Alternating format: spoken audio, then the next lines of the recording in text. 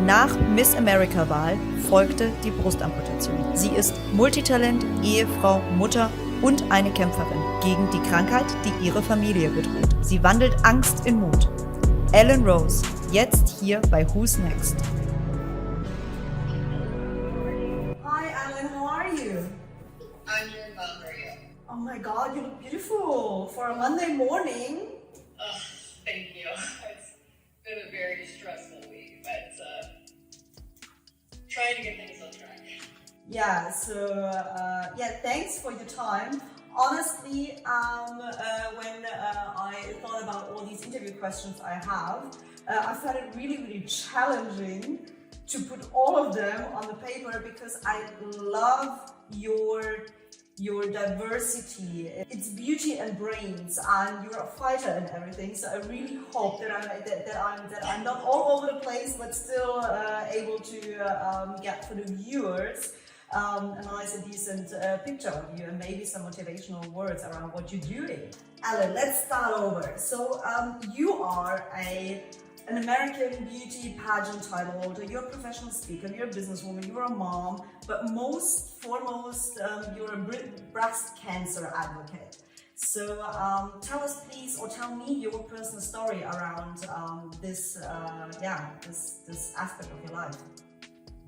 So my story really starts with my mother's.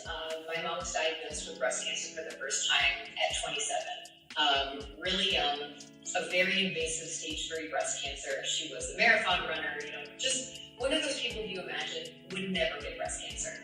And unfortunately, she had the stage 3 breast cancer. She lost one of her breasts, spent most of her life, as a woman with one breast. Then she eventually had children, and for years my dad kept bringing up the idea of her having a preventative mastectomy, having the other breast removed, just as a preventative measure so that the breast cancer didn't come back again. And she chose not to do it, and of course she had her own reasons, but I think the primary reason was she felt so much of her remaining femininity was tied to that last breast, and she wouldn't be a woman if she didn't have that. And she'd already lost so much, and so she was just clinging onto this, physical part of her body that was a representation of who she was. Unfortunately, 20 years later, I was 12 at the time, my mom was diagnosed with breast cancer again in that breast. Again, it was a stage 3, very invasive cancer. It ended up going metastatic, and she passed away just after my 16th birthday. And that was really the catalyst for me to start having long-term perspective in my life. My dad brought up the idea of having a preventative surgery the same way he did to my mom, and I guess, hindsight being 2020, I was just like my mother, and I said, "You're crazy." I was a late bloomer. I just got my breasts. I was that girl that wasn't popular in school. Nobody sat next to me. I was finally becoming a woman. No way I'm getting rid of my breasts. And he sat me down and he looked at me and he goes, "Well, then you're going to end up dead like your mom." And it was that very direct, aggressive sort of advice that my dad was giving me that made me realize, okay, I need to take this seriously. So, long story short, I was a Miss America contestant, and I went public with the decision to have the surgery. And it just went internationally viral. I was in Build, which I didn't realize was a big deal until I now moved to Germany. But really every major network talking about having this preventative surgery, because at the time women were talking about it, and particularly women in the beauty industry, so to speak. No one would willingly remove a part of their body to prevent a cancer that didn't exist yet. So this was before Angelina Jolie, before people were, really in the media talking about how this was an option. So, apologize, my dog going crazy in the background now. But yeah, it was a very interesting time in my life because I was 24, sharing this very intimate part of my healthcare choices in my life, and really becoming sort of the thought leader in this industry. People coming to me for my advice, and I was just a kid, at that time. So it was really challenging, but now, like you said, it's part of my life. It's what I do, really sharing the message of preventative healthcare. Basically, I guess, you were quite young, so to you it must be kind of a natural thing? So when you met your husband, when you became pregnant and everything, this was all already done. Did you have some adaptation issues around all of that? Because certainly believe, especially for us women, breasts are kind of, I'm like, I felt it the first time now during my pregnancy, and after the pregnancy, it was all about breasts. So was there anything different for you, or was it a natural thing because that's your story and that's your body, and maybe because you were quite young when it happened that you had your time to adapt to that? So I actually, prior to having surgery, I wasn't married. So I met my husband about, let's say, a year and a half before I had a mastectomy. So this was a really difficult transition. Having a partner, a boyfriend at the time, telling him, hey, I'm having a preventative surgery and I'm removing both of my breasts and this is part of the package deal. Going through recovery with this person and, really going through those tough emotions where you're thinking, is this person still going to love me after this surgery? How am I going to feel about my body? Is intimacy going to be different? And it's a lot of emotions to go through, particularly in your, early to mid 20s. And I was really fortunate. My incredible boyfriend, who's now my husband, father of my child. He just said, hey, I don't care what you look like. I want you to be around for the next 60 years, and that's what's important. And he was my caretaker throughout the whole process, but it didn't make it easier in the sense of having my body be something that I didn't recognize in the mirror.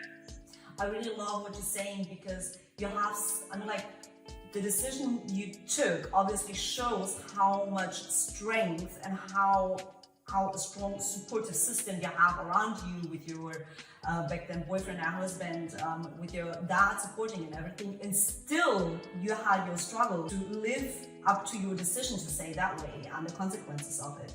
Because sometimes, at least I have the feeling that people think that if a woman is strong in telling her story, that it's all the consequences of those things, that it goes easy to somebody, but it's just simply, it doesn't go easy to oneself. You still struggle, you still need to adapt to things, maybe quicker and maybe sooner than people who are more insecure and have different challenges, but still the insecurity is still in you, independently of the fact if somebody sees it. Because as you know, kind of sometimes people will say, oh, you're so strong and stuff like that. Yeah, but it's a journey, and you still struggle. And that's the most important message behind that. What I really have sort of feel like I've come into my power is realizing that everyone's story matters. And I had one moment that's, this sticks in my head forever. There's this really amazing bra company that makes mastectomy bras for women who've had surgery. And they asked, hey, anybody out there, if you want to share your mastectomy story, write it in the comments. This was on Instagram. And I wrote, okay, I had my surgery this time, I'm this many years out, this was my experience. And someone commented, you're not representative of someone who's had a mastectomy. And I took a step back and I said, oh man, am I sharing the wrong message? Because I had a good outcome, am I entitled to, sort of share my story? And I just had to say, you know what, screw those people. I am representative of a woman who's had a mastectomy because I've had a mastectomy. And just because things went the way that they should have, doesn't mean my story is less valid. It doesn't mean that my struggle was any less valid. And I feel like you really have to get into that mindset, because it's so easy to just get, go into that dark space of thinking that how you feel doesn't matter. And that was a really big changing point for me, where I said, hey, look, what I have to say matters. It's going to resonate with somebody. It might not resonate with everybody, but somebody out there needs to hear what I have to say. So do you regard yourself as a survivor, or do you regard yourself as a fighter? So survivor against a disease, or a fighter for life? So this is actually interesting that you asked that, because there is a really cool word in the breast cancer community for someone like me specifically, and it's called a previvor. So it's somebody who's survived a predisposition to a disease. So somebody that, like me, I have a strong family history. Maybe somebody who has a breast cancer gene mutation and they have an elevated they call us pre-vibers. And that was actually the name that I named my nonprofit after. So my nonprofit is Pre-Viber. It's a digital women's health platform aimed at putting women back in the driver's seat of their healthcare choices, giving them all of the information that they need to be able to take to their doctors and say, hey, this is the type of surgery that I want.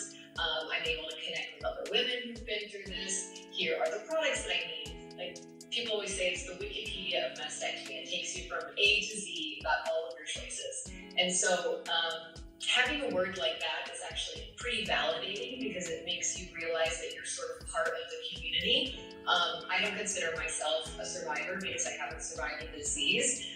They have another word, thriver, for women who have metastatic breast cancer, and this is going to be part of their entire life. So it really helps to be able to create a community for young people who are going through this surgery as a preventative step. And you just mentioned you have a daughter. Do you already have your timeline of talking with her about that, potentially heading towards her own decision upon that? Well, breast cancer was always part of the conversation in my family because my mom was always a breast cancer survivor, and I feel like that's just the best way to go. Keeping that information from your children because you're worried about how they'll respond, I just think doesn't ever bode well. The longer and the earlier a child can know that this is part of their life, I think the better. Definitely. I mean, like, on top of all of that, I'm like, you're at the risk of the disease, but still, this is something I would like to mention in this dialogue, especially. Women should go to the doctors and let it check up regularly, independently, if anybody has it in a family or not, and whatever is out there. So the breasts are something to really watch out on that one. So that's something we have to teach our daughters anyway, to actually go to the doctors and let everything check up on a regular basis. You got the Women's Health Advocacy Award by the 21st Annual Congress on Women's Health. Was it to you more a confirmation and appreciation of your strong work, or was it more a motivational booster to even do more?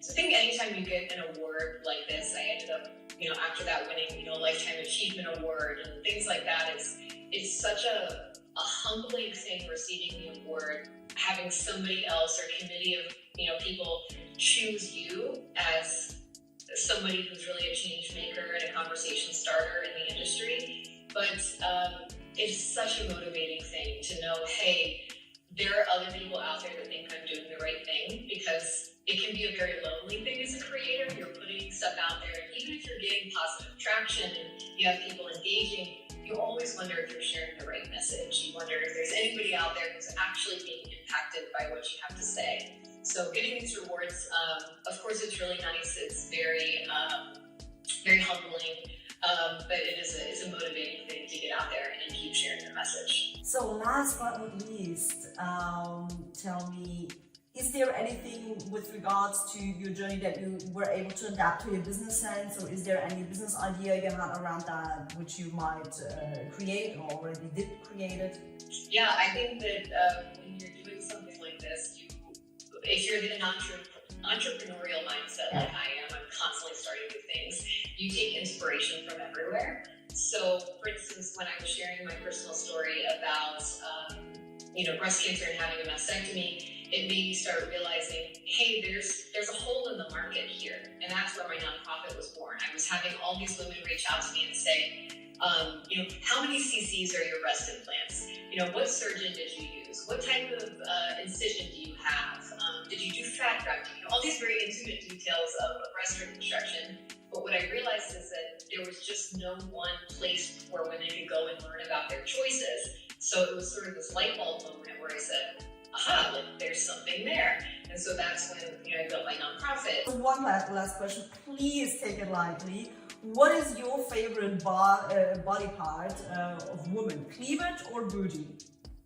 Oh, I'm a big butt person. Yeah. Butts, but they're the game changer. And I feel like now things are a little bit different. You can kind of buy a butt. Before you could always just buy your boobs. But there's something special about, somebody who works really hard in the gym, they're doing their thing, they just got that great butt. That's something I always envy on other women. I'm like, a game changer. Last question, because my videocast series, Who's Next, is actually about looking outside the own social bubble. So who should I interview next? So out of your social bubble, is there anyone out there who you think might be worthwhile having a chat? Oh, this is a tough question. Let me think. I actually have a really great friend. I just did her podcast. Her name is Jordan. She is an incredible entrepreneur. She's a host, she's a model, she's a former pageant title holder, and she's really sort of changing the game when it comes to interviewing really inspiring women who are out there just being bold and taking chances. And I just find people like that so inspiring. Like, it's one thing to share your own story, but to provide a platform for other women to share theirs and connect women from all over the world. She's just wonderful. So highly recommend her. So many inspiring women out there. So tough question. Allyn, thanks so much. It was so inspiring, and I'm like, we have Monday noon, but I feel just this energy and your strong vibe and the motivation around it is really inspiring. So I really like how open-minded you are and speaking transparent about your feelings and your personal journey. Thanks a lot. Thank you so much. It was a real honor to chat with you today. Great. Have a nice day. Thank you. Bye. Nach Miss USA-Wahl folgte die Brustamputation. Sie ist Multitalent, Ehefrau, Mutter und eine Kämpferin gegen die Krankheit, die ihre Familie bedroht. Sie wandelt Angst in Mut. Allyn Rose